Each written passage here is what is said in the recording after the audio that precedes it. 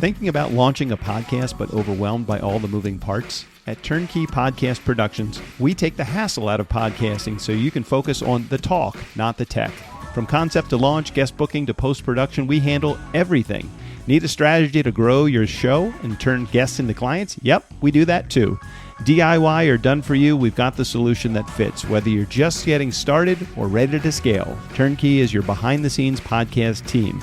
Turnkey Podcast Productions. Your voice, your message, fully produced. Learn more at turnkeypodcast.com/contact. That's turnkeypodcast.com/contact. The Nice Guys Own Business podcast wardrobe is courtesy of the Fulton County Jail. When you want exceptional quality orange jumpsuits, you want the Fulton County Jail. Dude, I got to tell you, if I were you, I would not, as much as I hate to say this, I would not switch off of your iPhone. When I sit at a Mac computer or I pick up an iPhone, that's true. I don't fucking know how to navigate because it's just sort of a different mindset. I feel the same when I go to a PC. If I'm ever sitting down, I'm like, there's a whole bunch of stuff I don't want to see. It's like I'm learning how the sausage is made when I sit down at a PC. I just kind of want to understand that I don't care. I don't want to know how anything runs. I just want it to work. The Nice Guys podcast is sort of social, demented and sad, but social, right? Most days they take their meds. This is not one of those days. Welcome to Fuckery with the Nice Guys. No interviews, no business content, just your two favorite slack-jawed mouth breathers ranting about whatever.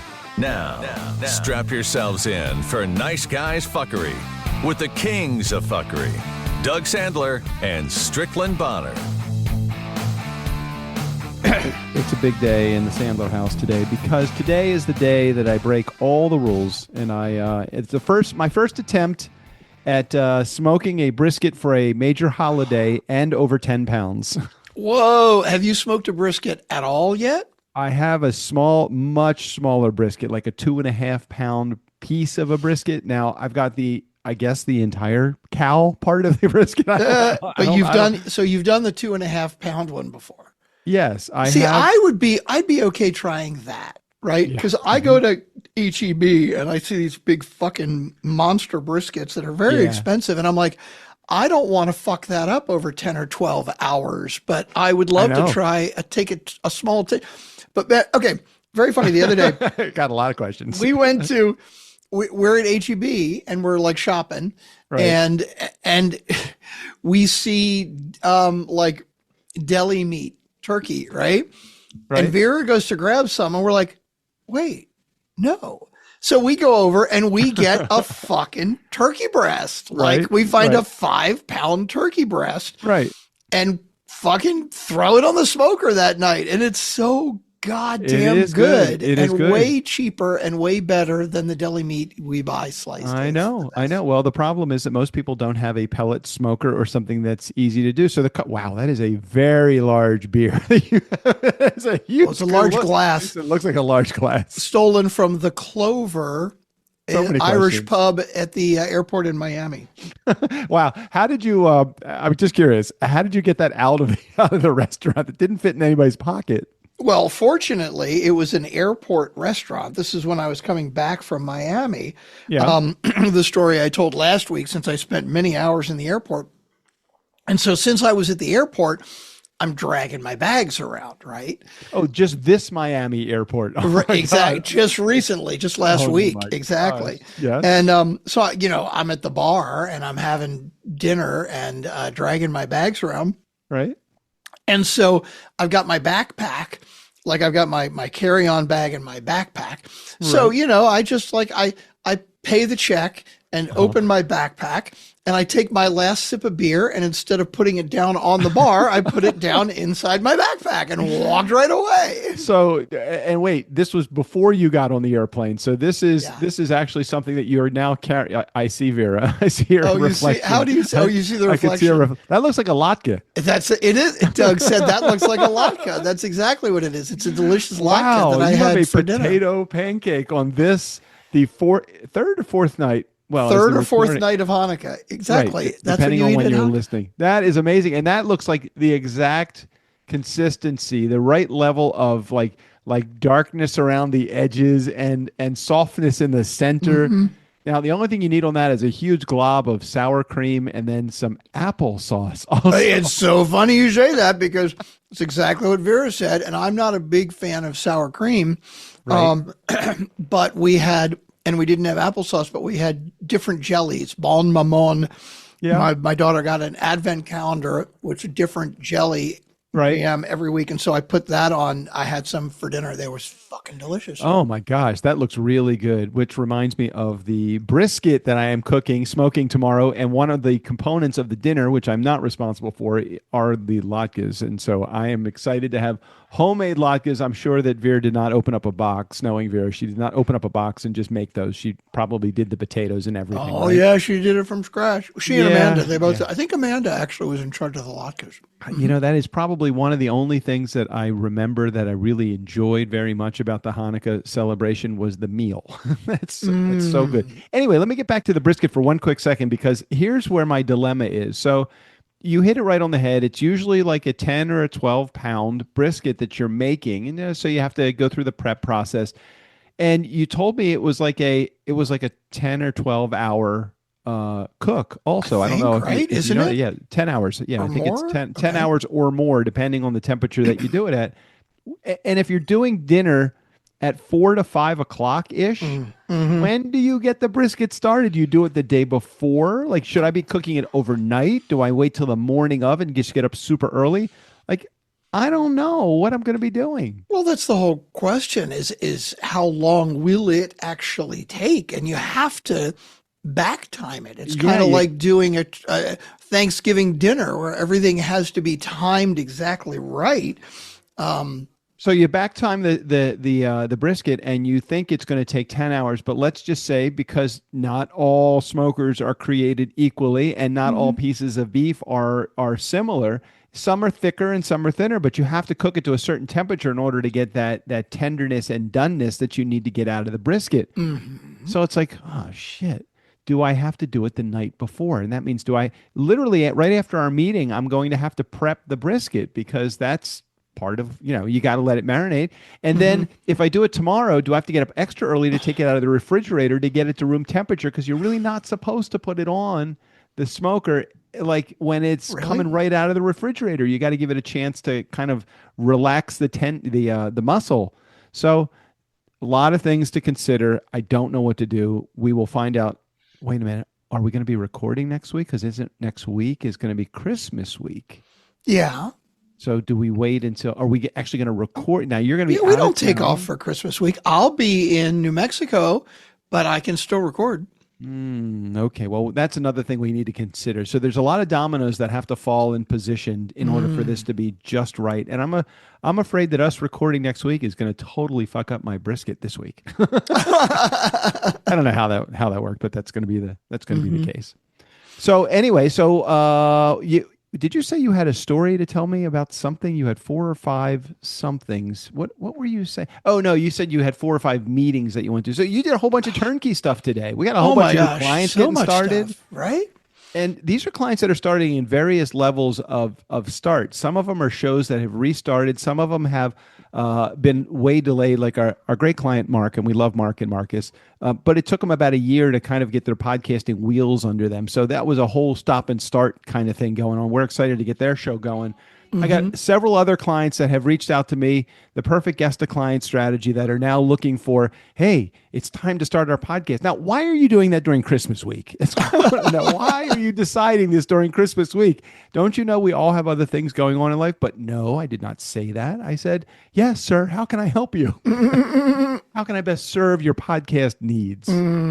So dealing with all of that and then some. So And you got family over, is that right? yeah, so JJ's parents, her dad has never been out to our new home. We've lived here for 5 years, so never been out to our home here in Ojai. Her mom has visited here one other time, so they just came in today. We just picked them up at Santa Barbara Airport. Got a whole bunch of stuff that's on the agenda for us to do in the next 10 days while they're here.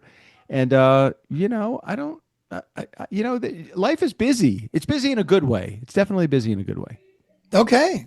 Well, that's all good. So should we wrap it up here? Hey, well, that's plenty. Hey, thanks for listening, everybody. So I have to ask a sensitive question that you may not want to answer. I don't. Will I not be able to answer for fear of being overheard, or am I not going to want to answer it for? Yeah. Okay. What's gonna? All right. I don't know. If I'm just silent, my answer then.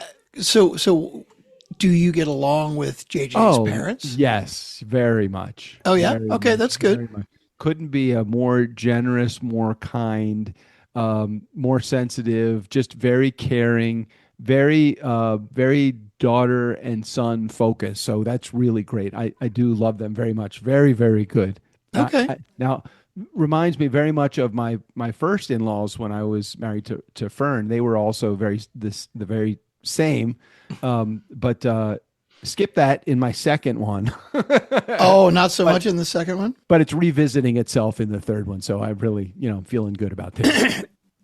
So your second wife, you didn't get along with her parents? No, it's not that I didn't get along with them. I think that she didn't get along with her parent, her mom specifically. I think there was a lot of competition between her and her mom, even though it was like she would probably deny that there was any competition going on. There was always like this hidden tension between the two of them, which never brought a really good element to any kind of family visits. There's always seemed to be some underlying like frustration or, oh my God, she's visiting or any of that. Now, not so much with her dad, but more so with her mom.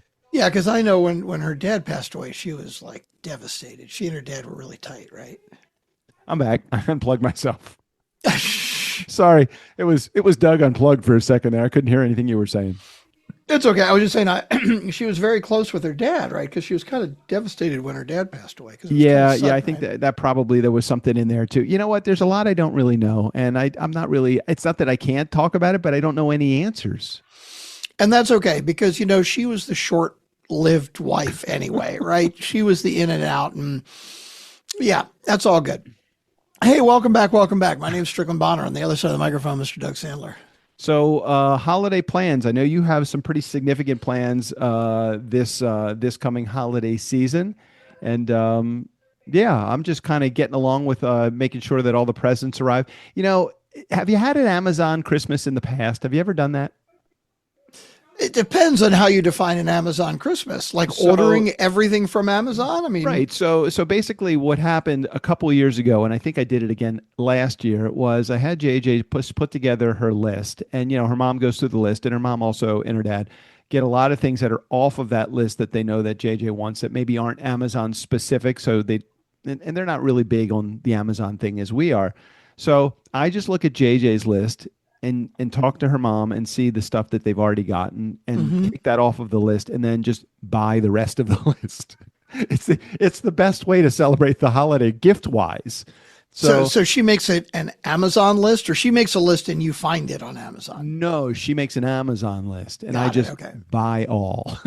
Buy all. That's very generous. You're a very generous partner. Select all and buy those things. And then, the other nice thing about it is that with Amazon does accept for any health related items, they will accept an HSA card as payment, which I always feel is like free money. So, because I've been contributing the max amount that you can contribute to an HSA, which I think this year was like $5,000 or whatever it is, so $400 and some odd dollars a month. And I'm like, how much of my, let's see, I have a $7,500 health insurance deductible. Okay. Guess how much I've spent on my health insurance deductible this year? I don't know. Okay, well, you know me kind of, so just like you don't even go to the doctor, right? Like you don't even get checkups and shit. I spent literally $0 this year on my of my health insurance deductible. So I haven't used any of my HSA money to pay for any medical expenses. I have to, like if I go to the drugstore to buy like vitamins or aspirin, I put it on my HSA card because I'm allowed to, because my doctor says, man of your age at 61 years old, you should be taking a baby aspirin every day. So I'm like, okay, well, there's an HSA deduction, or you should be taking vitamin C or vitamin D because you don't have you really need to bump up your vitamin D intake. I'm like, okay, so I buy that shit with my HSA card. So at the end of the year, I've pretty much spent no money that goes into my HSA. So my HSA has a lot of what I call fake money in it because it's there and needs to be spent.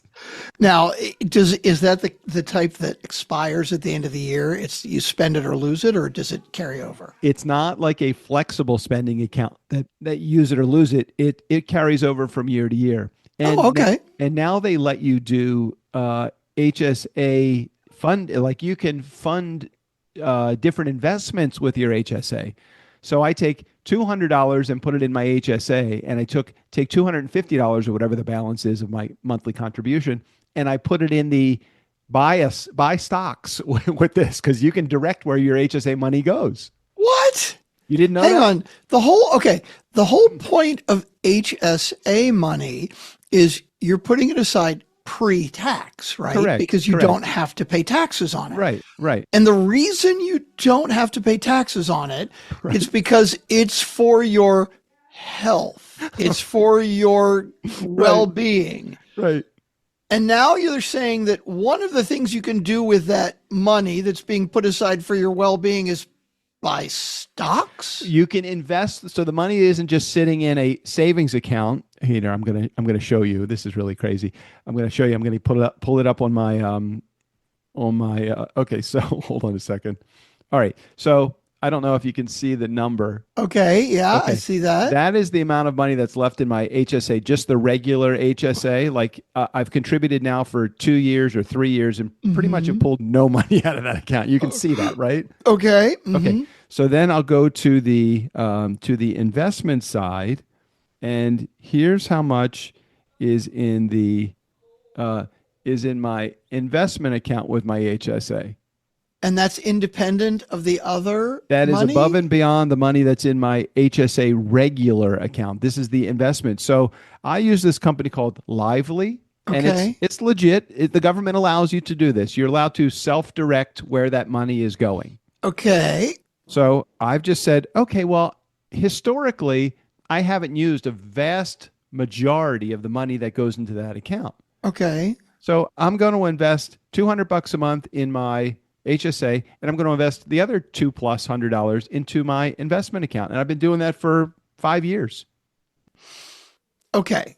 So the investment account, it's still HSA money. Correct. It's pre-taxed money. And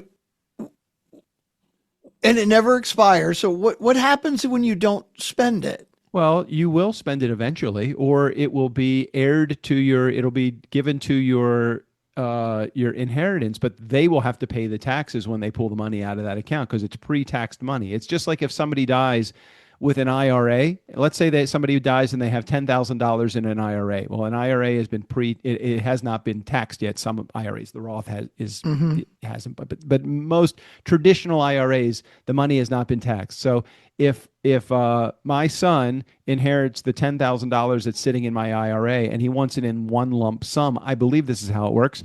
He has to pay the income taxes on that money at whatever rate that he would be at. Okay. So I guess if you need to spend that money for then health I would just insurance, cash in the stock. You just cash in the stock. Right. It's just like having a Robinhood account, except the Robinhood account, instead of it being just investments, it's HSA money also. Oh, okay. Interesting. Okay. So for those of you listening, this is not financial advice. We are not telling you what to do. Please check with an investment counselor before making any investment decisions. I think that we have just, that was the disclaimer, correct? That's a good disclaimer. Yeah. That's all right. Do not follow what we're doing. What we're doing may wind us up in jail. However, Lively HSA, if you want to, everybody in our community, you can just go to, hold on a second, I will tell you what it is so that you can Lively HSA. So okay. Lively HSA is livelymE.com. LIVELYME.com.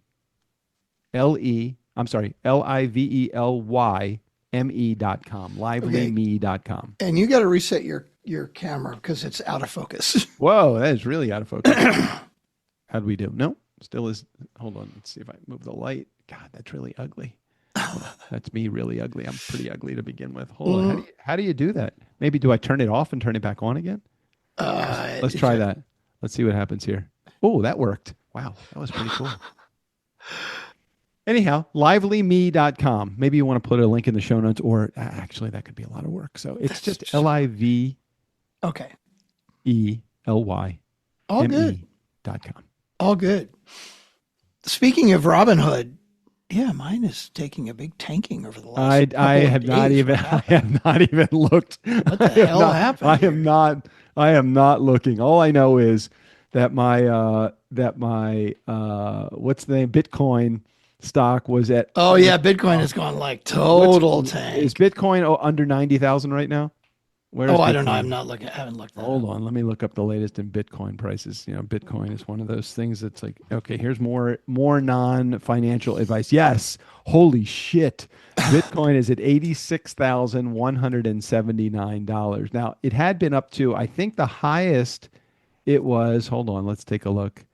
Highest was 123, so 123.7, something in wow. There. That's a big I fucking believe drop. I bought Bitcoin. Now, I buy $20 worth every month and have for the last several years. Mm-hmm. But I believe that my average buy is somewhere around $50,000. So I'm still way ahead of the game. Mm-hmm. But holy shit, it is. I wonder what the reason why it's tanking so bad. Bitcoin hovers around 86,000 as crypto weakness persists. Ooh, that is really ugly.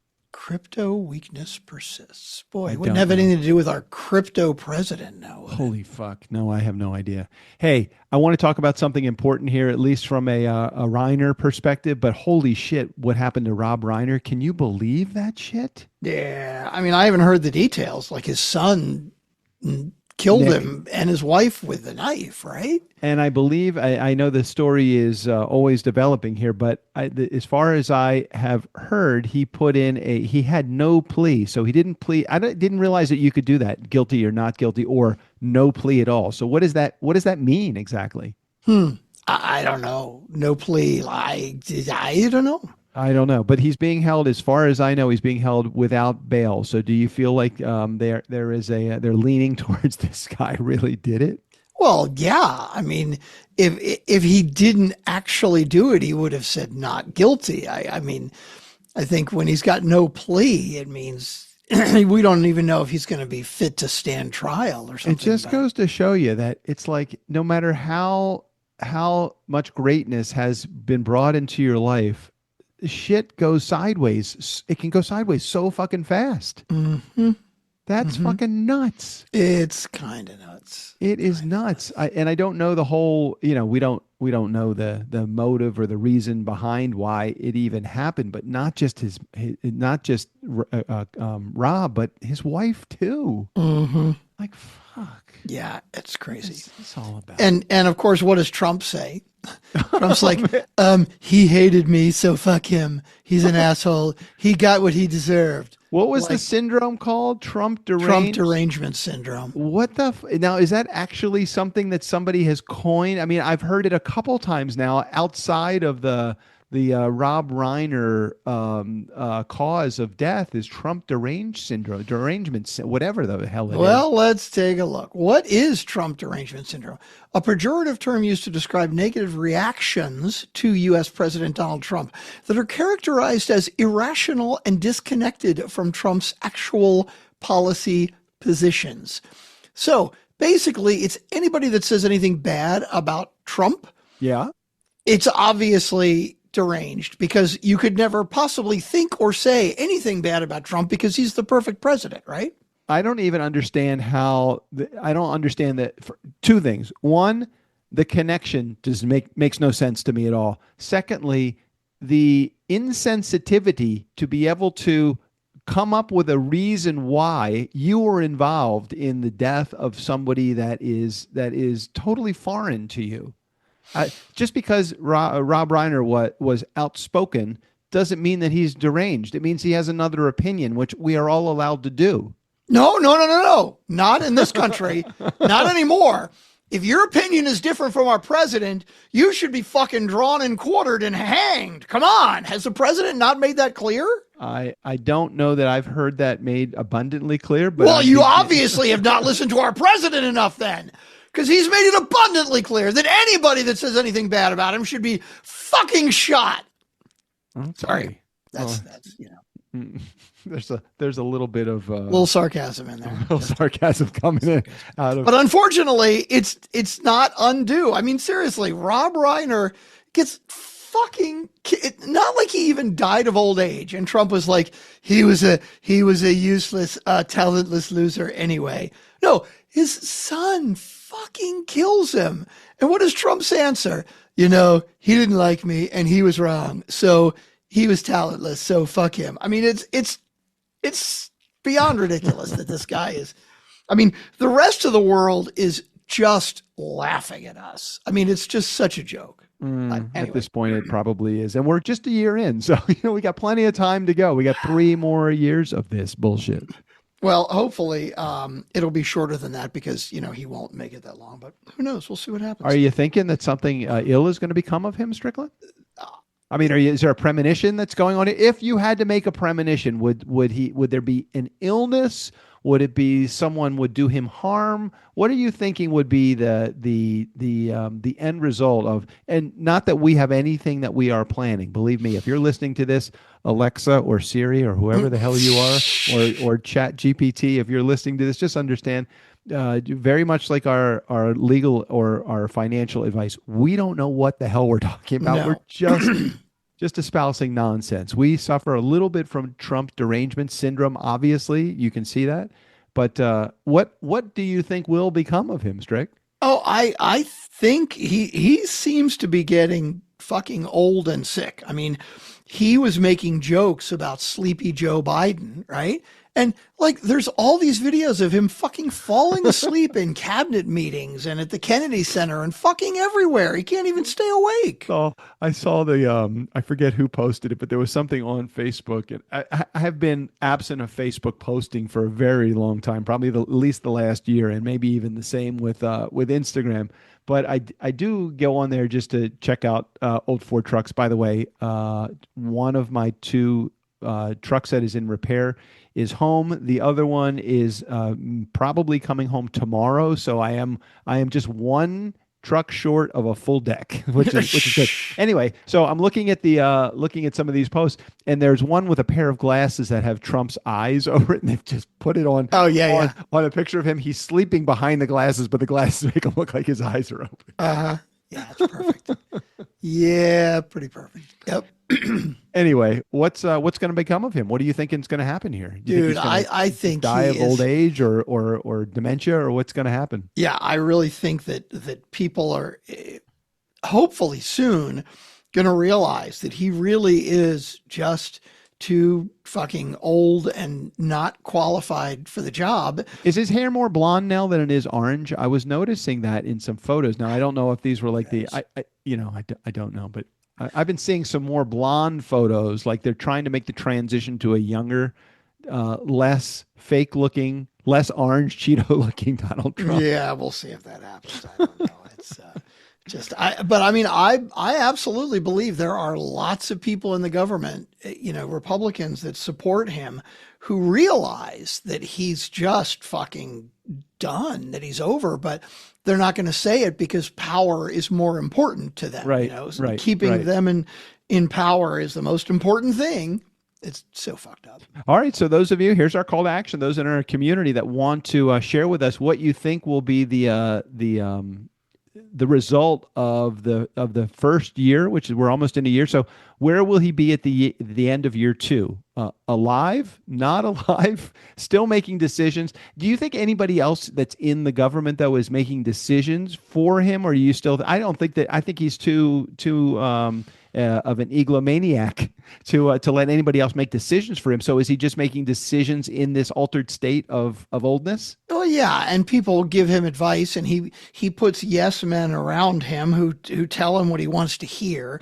And look, if I know there's a lot of betting sites out now, you can bet on like anything. Right. What do they call I that? would They're love called what to, kind of bets? like prop bets, Prop a bets. proposition That's bet. right. If there's a prop bet of, will Donald Trump be dead before the end of next year? I would put money on that one. I'm telling you. In fact, I've got to go look that up. Can I make a prop bet on Donald Trump dying? Hold on. Before you put that in there, you realize that whatever you're putting in there, the Google monster is holding on to that for future use. So if someone comes knocking on your door to cart you away, I'm just letting you know, nice guy community, I will need a co-host for the show because I am continuing on in Strickland's honor. Okay, so at Odds Checker, I can check on Donald Trump presidency exit date betting odds. Oh, that's a good one. This is actually very interesting because the odds of like when, okay, how does this work though? Because like plus 3,300. Wait a minute. All right. So is there, can you put like $10 down on that bet or? Yeah, you totally can. But what's interesting is, his what does his presidency end? It started in 24, right? Right. Okay. So it ends in 2028. There are odds for 2029 or later. That he's Although technically it ends in 2029 because he's still. Well, his presidency, he was elected in 24, but he didn't take place. It didn't start until 25, correct? So this year was the first year that he started in January. So that would mean that it's got to be while he's in office. Is there a him making it to the end of his term? Or not making it to the end of his term? Yeah, I guess that's it. Because this is just saying he will exit the presidency, but it's not saying how or why or when, right? I think it just says he will exit. Now, at plus 3,300 is for this year.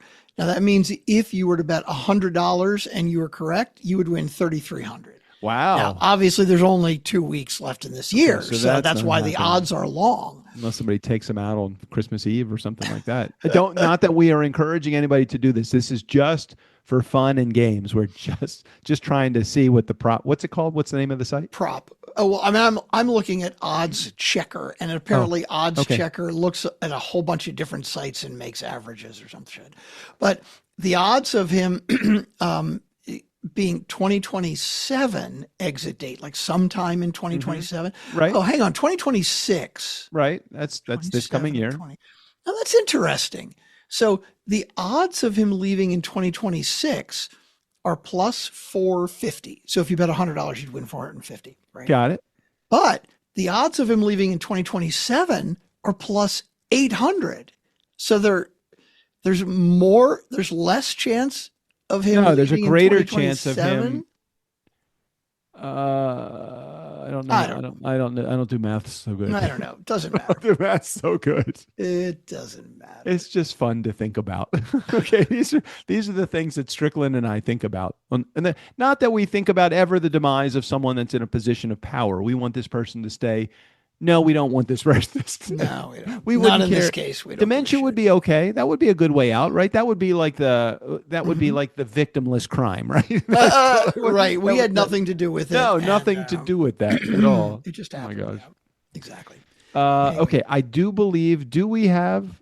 We have one voicemail. Just one? I thought I saw two in there. Hold on a second. There's only one in the folder. Hold on a second. Let's go to a voicemail. Okay, let's take a look. Voicemail. All right, so we've got Google Voice. Here we go. Play the message. All right, so it looks like, that is correct. We do only have one voicemail. Okay, let's do it. Let's do the one voicemail that we got. I think we can get it. I think we can milk this. We got this. You think? Yeah. I mean, we don't, it is like the holidays here. We don't have to do it's a okay. long episode, No, we don't have to do a long episode, but we do need to play the voicemail. It would only be respectful of the leaver of the voicemail, whoever that may be. Well, of course we're going to do that. So hold on. Let me make sure I got all my 27 settings in the right place so I can actually. When I share my screen, it will actually play correctly. Screen 2 and share sound and do this and carry the 3 and okay, are we ready? I am. Let's do it. Here we go. We got a voicemail from Jared. I said a voicemail from Jared. You know a voicemail from Jared. Nobody else will call. We got a voicemail from Jared. Screw the rest of y'all. Just coincidentally, as I was sitting here talking and thinking about my truck, the fact that we're going to be getting it back into our stable, I just got a Facebook message from someone and said, "Is the truck available for sale?" Oh, really? Like, okay. Now, hang on. good. You haven't actually put it up somewhere for sale? No. Somebody's... I do. I have my 73 F350. I have that up for sale right now. Oh, okay. I have it kind of posted at a little bit higher price because I have spent a lot of money on it, thinking, okay, well, maybe someone will really want the truck because it is a great truck. It is a little bit on the high range when it comes to the pricing of these trucks. Of course, I get on a daily basis, I get somebody saying, "Are you fucking kidding me that you're going to sell it for that much money? Like, there's no fucking way you're going to get that much money for your truck." Oh, yeah. And I'm like, okay, well, then the truck is not for you. If I were you, I would lower it $9,000 and you might have something that you may be able to get a buyer for. I'm like, well, I'm not selling it for $9,000 less. You are obviously not my buyer. So as I'm sitting here, I'm like, got the "Hi, is this available?" Message. So I will respond to them while we're listening to the voicemail. Mm-hmm. Yeah. Okay. That's it. Okay, here we go, voicemail. Hey, Doug, Strick, Jared here. Hey. You guys are listening to my voicemail, and Strick, you're talking about taping it up with gas tape, taping up your exhaust. So I mentioned my exhaust fell, and I was like, son of a bitch, and Doug just got the welder and come fix it. Well, you're talking about your story, and it's funny because I did not mention what I did to tie mine up, so I might as well share that now, I guess. Hold on. Didn't we hear this message? I thought I heard a welder message. Yeah, but I don't think it was about me taping up my... What's today's date? Oh, you're right. You're right. You're right. This message came in now that I can see the entire December message. 15th, 2 okay, days right. ago. I got it. It's in here. It came in on Sunday. It came in after we recorded. So it would have been impossible unless Jared was in the time machine to have this message in here. I am sorry, Jared. I think for a moment you mentioned something about the welder last week as well. Let me take a look. He did mention the welder. Yeah, because I'm looking at the transcription from his message on December 5th. Then he goes, kind of jealous if you're getting well done. Okay, yeah, he wanted a welder a long time. Okay, I'm sorry. Did here.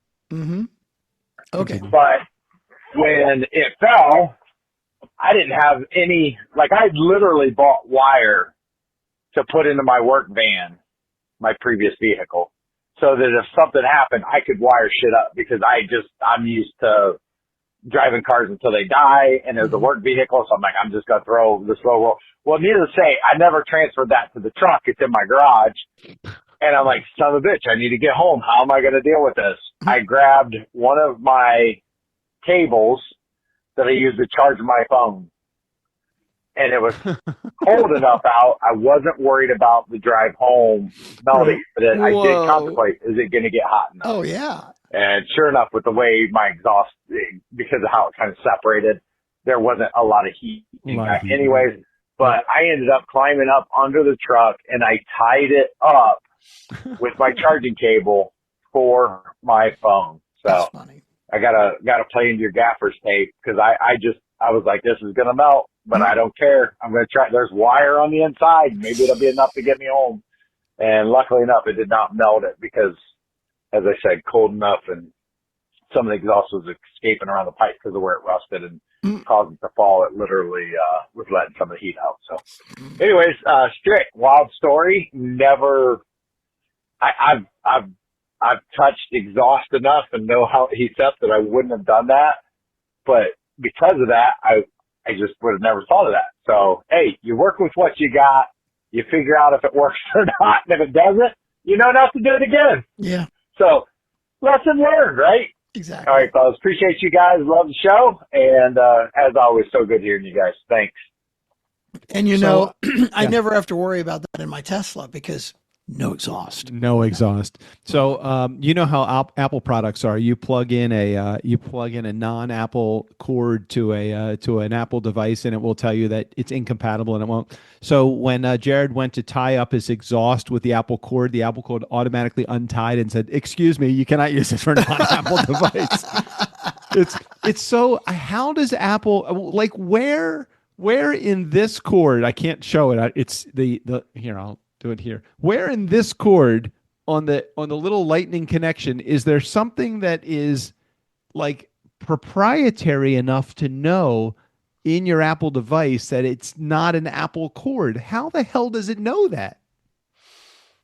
I don't know. That is a good question. I mean, it's like when I plug in. I mean, so you never buy off-brand cables? And no, when you I do, buy it off-brand warns you? cables all the time. Okay. There's no rhyme or reason why something works and it doesn't work, but I can tell you when I do plug in, every once in a while, a generic lightning cable to my Apple device, it will say non-Apple supported accessory. Really? Like, especially when I'm charging, it won't allow me to charge. Now, I will use the same wall wart, the little brick that you plug in. I'll use the Apple wall wart in the wall. So it's not like it's a different like wattage that's being fed to the phone, which could cause it harm.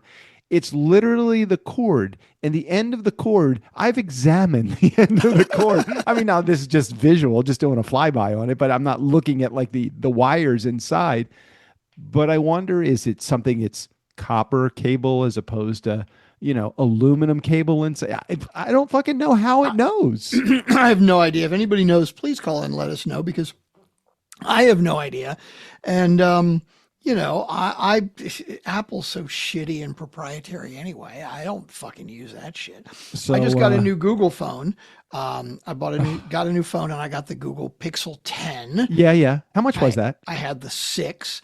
I paid about $600 for it after discount and on sale and trade in. Yeah. Okay. And then do you just have that added to your monthly, like a small portion of that added to your monthly phone bill, or do you pay for it? I just paid it. I just paid it outright. All right. So, I have the Apple 11 Pro, which according to Apple is going to be non-supported very soon because I think what it's number are they on now? 27 or something like that. It's on like so 17. yours is a very old phone, is what you're saying. Well, it's 5 or 6 years old, which I don't really feel like my my laptops are 10 years old, and I can't upgrade to the latest operating system because it won't handle it for whatever fucking reason. It won't handle it other than just built-in obsolescence. It's like, okay, it should be able to handle it. Anyway, so I have an iPhone 11 Pro, and I need to upgrade my phone because a lot of my apps do not work properly because I can't update the app. Wow. Because Apple has decided that my phone is too old or something's up. I can't,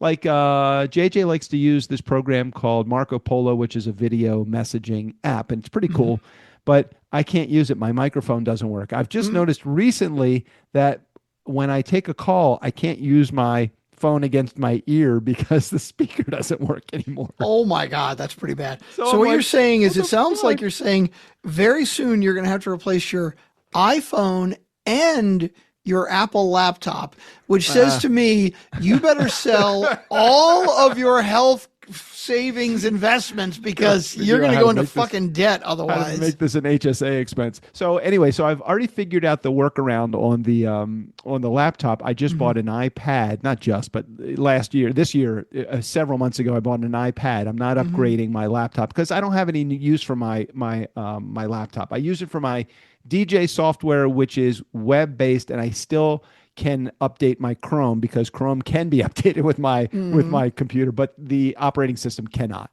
Okay. Anyhow, so I go to T-Mobile's website to find out, well, how much will this new phone cost me? And with all of the discounts involved, it will cost me $38 a month, which I didn't think was unreasonable until I found out it was for 24 fucking months. So it's like, it's over $1,000 by the time that I am done with all this, taxes and fees and the transfer and all that. And I'm like, $1,000 for my freaking phone. I'm just going to wait until my phone absolutely 100% dies. And then I'm thinking about, should I go to another brand? Oh my God, you're considering another brand. That's why I was just asking you what's the Google phone all about. But for a $400 difference, I don't know that it's worth it. If it was an $800 difference, I might consider it. But $400, I don't know. I don't know. I don't know what to do. I'm really torn. I've been a loyal Apple enthusiast for a long time. And you know me, I use electronics very lightly. Most of my electronics, I can have them. I still have my iPad 2 that I got forever ago. Well, my Google phone that I replaced is a 6, right? So they've had 4 iterations since then. I don't know how old it might be, 3 or 4 years old, probably. But it's just started overheating. Right. And so like the screen is fine. I've never had to replace anything or fix it. And it still runs fast. Yeah, my battery is like really poor. When I go to I do one GPS down to Ventura somewhere, which is 30 minutes from my house, I'm already on 0. Yeah. Yeah. And like my phone, like over the summer, I would pull it out. I'm outside, right? And in like 5 or 10 minutes, just of being outside, it's like, I need to shut your phone down because it's too hot. And I'm like, oh shit. Okay, well.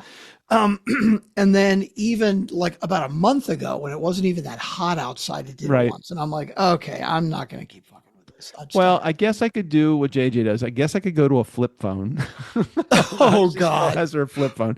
I don't know what to do. I really don't. I realize in the grand scheme of things, the $400 savings is so small relative to the amount of business that I do on my phone, and maybe I just need to take a different perspective. It's like, hey, you're spending $1,000 as a communication tool with all of your clients, and you make a lot of money from your business. So maybe I need to think about it that way. Dude, I got to tell you, if I were you, I would not, as much as I hate to say this, I would not switch off of your iPhone, but it's mostly because it's such a different experience. And I'm not saying that the Google phone is a lesser experience. I've said this many times before, Apple products are built exceptionally well. I have no problem with the way they're built. I don't like that it's kind of proprietary, but more importantly, it's just a different type of navigation. And when I sit at a Mac computer or I pick up an iPhone, I don't fucking know how to navigate because it's just sort of a different mindset. I feel the same when I go to a PC. If I'm ever sitting down, I'm like, there's a whole bunch of stuff I don't want to see. It's like I'm learning how the sausage is made when I sit down at a PC. I just kind of want to understand that I don't care. I don't want to know how anything runs. I just want it to work.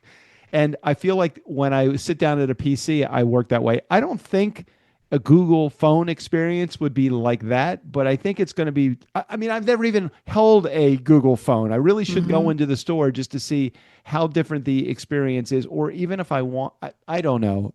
You can come and visit me and then you can navigate around my Google phone and see if you like it. I like it a lot. I will spend $1,500 in a weekend with Strickland to determine whether I'm going to buy $1,000 phone from Exactly. Exactly. Got to have priorities. I get it. Well, I just have to make the decision. I either have to bite the bullet and do it, because at some point my phone is going to stop working and I need to figure out what I'm doing before that happens. It's an investment. In fact, it's an investment that I think, turnkey, it's a business expense. I totally think you should. Speaking of turnkey investments, oh God, we got this whole thing with our accountant right now. You know this, right? You already kind of know where it's going. It's like, okay, so we have an accountant. We've loved our accountant. I mean, as much as you can love an accountant. We've had a very positive, for the most part. We had some bumps in the beginning, but they made the bumps good, and they were like, hey, we made a mistake and we're going to live up to our honor system here, and we're going to make sure that you guys have a positive experience. They made up for it. And we've had nothing but smooth sailing. So just about a month ago, Strick and I found out that our accounting team, the whole practice, was sold to I guess either a larger practice or a colleague practice or something like that. And it's like, oh man, we were having such a good run there. I mean, we weren't paying like very low. I mean, we were paying a very reasonable fee, I felt. But you know what's going to happen? The new company's going to come along. We're going to pay more for the new company. Then they want to separate everything out. We're going to have a fast forward accounting accounting agreement, and then a turnkey agreement, and then individual agreements. And by the time we're done, I just think it's going to be more expensive. I'm concerned, Strickland. What do you feel about this? Well, I got 2 notifications from them, because you're right, they're separating everything and there's a new engagement. Right. So like I've got new engagement, and this engagement is like just for my personal taxes. It was all like rolled in together before. But Right. I'm like, I just need to know what the whole price is going to be. Because I got to tell you, I liked our accounting company, Right. but if they had come back to us and said, hey, our rates are going up 10% or 15%, I would have questioned whether we should re-sign I agree. on again. So with this new one, we're getting it in pieces. So the Right. total cost is going to be important, because if it's going to be more, I totally think we should shop around, because it's not cheap. I like easy, but I like easy and cheap. I know. So you and I did this shopping experience about maybe a year ago or a little over a year ago, and we were like blown away with how expensive the accounting services were from the firm or two that we checked. And I'm like, all right, well, maybe do we need a big boy accounting firm? Can we go with like the mom and I kind of love the mom and pop, but the mom and pop doesn't really have the technology that we need behind it, or the staffing. Now, I really felt like with the company that we were working with Enterprise, I feel like we got the mom and pop feel with the mom and pop price, but we did get a lot of like higher level services. Like, they would help us if we got audited, which fortunately we never were, but they kind of did a lot of that legwork stuff with the state that, like, I don't fucking want to do that stuff. And I know you don't either.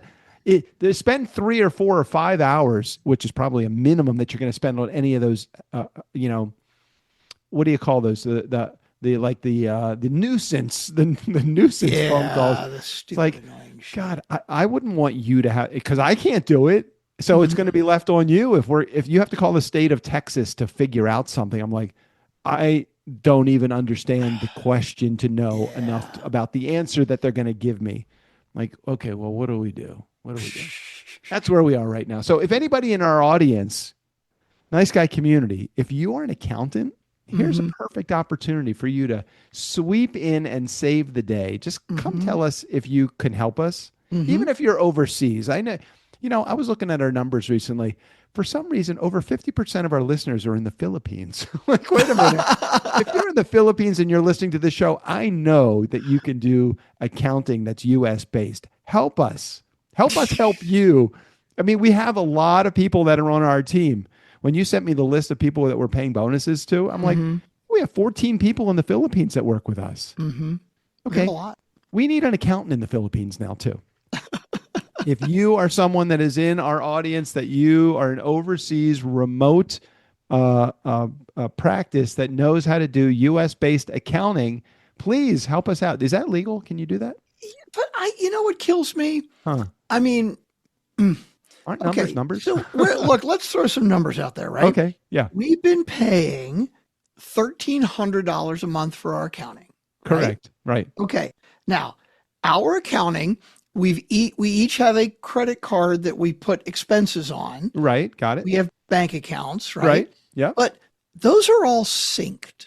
Like, in other Right, words, right, you look through the items, and it's like you have to decide this is entertainment expense, and this is accounting, and this is. Once you do that a few months, the AI should now know. It does it automatically for you, right? Right. Okay. Right. Outside of that, yes, when we occasionally have, and once a month we get a P&L statement that's like, and you and I never look at it. I look at it, but I guarantee you it's not personalized. It's just like they spit it out, right? I mean, maybe it's slightly personalized. But other than that, except when we have some weirdness, yeah, $1,300 a month seems like a lot for that. I agree with you, but who is it's kind of like saying, you know what, Strick, what you and I charge through Turnkey you know what? Hey, there's AI companies that can probably do it. And that's what I compare it to. And I'm like, okay, maybe it's not so much. I don't know. But it's all in whatever somebody else is willing to do it for, and still do a good job, I guess. Well, I guess let's put it in language that you and I will clearly understand. If you were, for example, getting married again and having a reception, okay, would you pay the amount of money that Black Tie charges to have a band? Probably not. No, right. I would have never hired DJ Duck. No, too expensive. I mean, too expensive. We have, what is it? Champagne Dream. Champagne tastes with right, with beer budget. PBR beer budget, right. It's so true. I do value what our accountant does for us. And I'm sure if we did it on our own and we used just an AI tool, like if we went back to bench accounting, which was basically, oh, that's right. So bench was basically an overseas type of company. They were doing all remote. Very reasonable. It was probably half the price, maybe a little bit more than what we were paying now. Yeah, it was like nothing. Yeah. But we were pulled down into the trenches with them. It sucked. So we paid a little bit more, twice as much more, let's say, and we got a service that we highly valued. Now, if we're looking at paying another $500 a month, another $200, whatever $100 a month more, are we going to get that much more service? And do we really feel like it makes sense to make a change for that amount of money? I don't know. I don't know. It's cost versus benefit, right? Yeah. Yeah. Have you gotten the new client engagement for turnkey thing? I have not gotten any. I have. Yes. Oh, okay. So you know what it's going to cost us. Yes. So just add $550 onto whatever number that you have for turnkey, which I don't know what the turnkey number is, but I'm assuming it's more than the fast forward number was, because No, I don't have a turnkey number. That's the thing. That's what I asked you. I just said, did you get a turnkey? Oh, no. I don't. Oh, maybe I did. Hold on a second. Because I don't think I got it. Yeah, let's take a look. Dylan Advisors, right? Yep, I'm looking right now. This is for this is for individual. So individual is this is good. So individual is one-time fee $800. So I'm assuming right. I just got that. Yours is $800 also, right? Right, flat fee. Yeah, $800. Okay, so let's look at the other one. See, turnkey. So turnkey, $875 per month. Correct. So add $875, and then fast forward is $550. You see, now that kills me too. Fast forward. How many transactions do? You don't do shit. No, that's what I'm in the process of like trying to word how I'm going to have this conversation with our enterprise team leader, because the challenge is like I would be spending literally 50% a year. I mean, 50% of my revenue would go to accounting. No, it's not happening. Yeah. I maybe they priced it that way so we would drop that. And then I thought, well, can I move all of my fast forward stuff over to turnkey? Turnkey, right. Well, how would that work? I don't even know how that would work. Right. And then you and I have to figure that out. It's like more of a pain in the ass to make that move than just to pay the extra, let's see, $550 and $875. So what's that together? So 900 plus 550 is 1475 minus 20. So $1,450. So it would be $1,450 plus a month plus another $816 plus another. So total. it's like a $250 a month increase in our fee. Yeah. So the question is, do we do that? Yeah. Do I and just that's drop like 18%? It's a lot. That almost 20% increase. Anyway, why don't we wrap up the episode? Okay. Let's talk about it. Okay. Instead of bitching about our accountants in front of everybody and all our listeners. That's both of them. Okay. So good. So all of you guys that have made it to the very end, you've heard all of the inner workings of how Strickland and I make every decision, whether it's the iPhone decision or accounting. Okay. You've gotten the inner workings of us. Let's head out of here. Happy holiday week coming in, everybody. We're going to figure out if you hear us live next week or you hear us next week. We'll probably record an episode. We just don't know when we're going to do it yet. Yeah. Okay. Let's head out of here. Steve O'Brien, go ahead and take us out of here. For the Nice Guys on Business, I'm Steve O'Brien. Fill up your week with the nice guys. Well, there's always money in the banana stand.